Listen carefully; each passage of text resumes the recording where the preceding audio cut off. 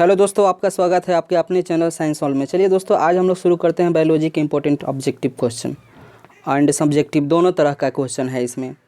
तो चलिए शुरू करते हैं। प्रश्न संख्या 1 है, पारिस्थितिक तंत्र का जैविक घटक क्या है?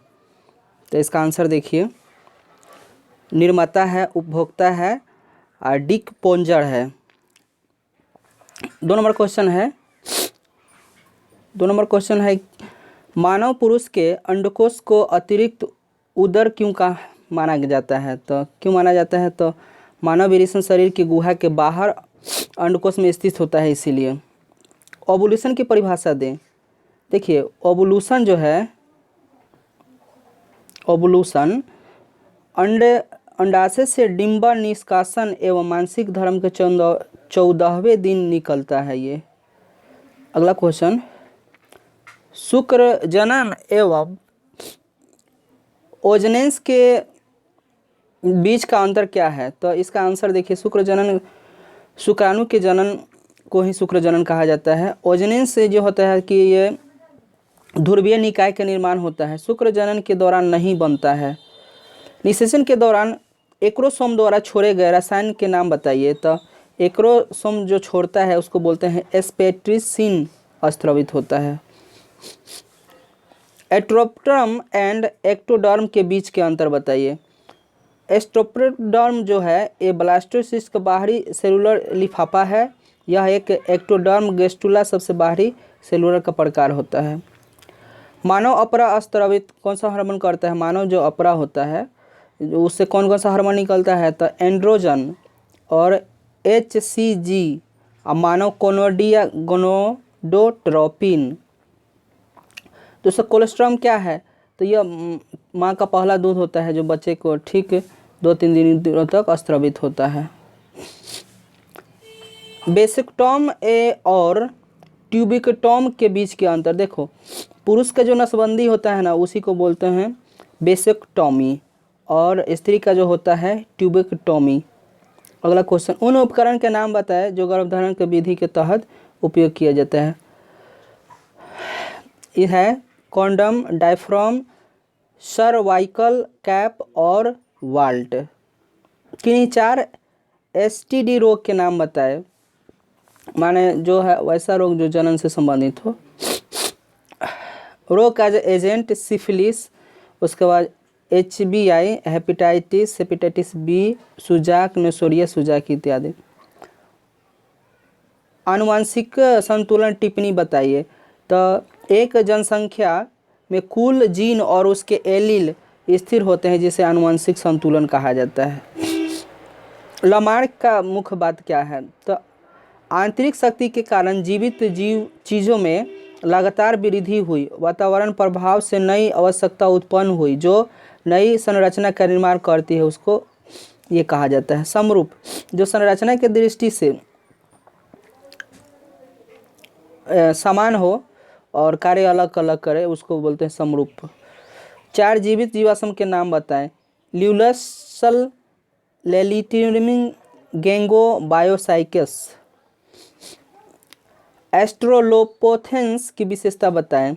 इसकी ऊंचाई करीब 1.5 मीटर होती है। यह द्विपाद, गति, सर्वहारत और सीधा मुद्रा का होता है। इसके दांत मानव जैसा ही सीधे खंडे होते हैं। HMS पर टिप्पणी लिखें, बिगुल मतलब उसके बारे में। तो 1831 में डार्विन HMS पर यात्रा करने का अवसर मिला। बिगुल जहाज से गए थे और वहाँ पे दुनिया का रवाना किए, भ्रमण किए। अभिसरण और भिन्न विकास के बीच का अंतर बताएं। अपसारी विकास एक सामान्य रूप से विभिन्न कार्यात्मक संरचना का विकास ये कहलाता है। अभिसारी विकास उसको कहते हैं जो जैव संबंधित समन अनुकूलन क्रियाकलाप का विकास होता है। जैविक विकास के 2 प्रमाणों का उल्लेख करें। जैविक विकास प्रमाण होमोलॉजी और अंग के जीवाश्म विज्ञान के बारे में बताता है।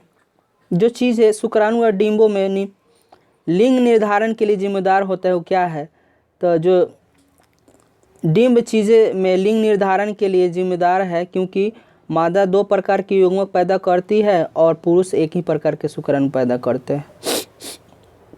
सिकल सेल एनीमिया क्या है? तो सिकल सेल एनीमिया एक ऑटोसोमल वंशागत विकार है जिसमें एरिथ्रोसाइटस ऑक्सीजन की कमी के तहत सिकल आकार हो जाता है। जैव सूचना विकास क्या है? यह विशेषण के लिए कंप्यूटर हार्डवेयर और सॉफ्टवेयर के विकास के अनुक्रम के संबंध के विज्ञान होता है। दोहरावादीय डीएनए क्या है? एक नाइट्रोजन आधार के समान अनुक्रम की प्रतिलिपि ये कहलाता है। चीरू की व्याख्या करें। एंटेलोप की चीरू कहा जाता है, एंटीलोप को चीरू कहा है। 4 विदेशी गाय के नाम बताएं। साहिवाल, लाल सिंधी और गिरी। मिरोसिस क्या है? तो यह मालाडेप्टिव स्टेट का एक प्रकार के मानसिक रोग है। उपदंश का उल्लेखन बताएं। पाराम के संक्रमण के स्थान पर एक लाल दर्द रहित अल्सर दिखाई देता है।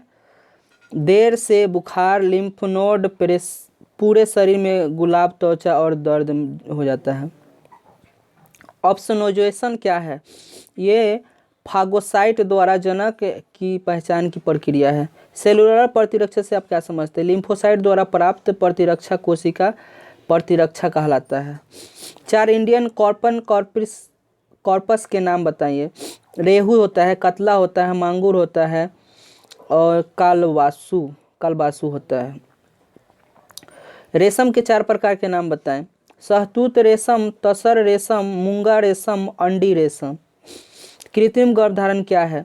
नर के सेमेन को मादा इन विट्रो प्रजनन पथ में स्थानांतरित कराने की तकनीक, यानी कृत्रिम को बोलते हैं इन विट्रो, यानी बाहर निषेचन, क्या बोलते हैं इसको? Test tube baby.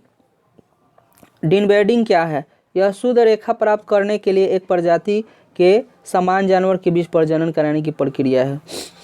मुर्गी पालन के लिए किन पक्षियों का उपयोग किया जाता है? चिकन, स्कॉटी, बतख, हंस, मुर्गी, कबूतर इत्यादि।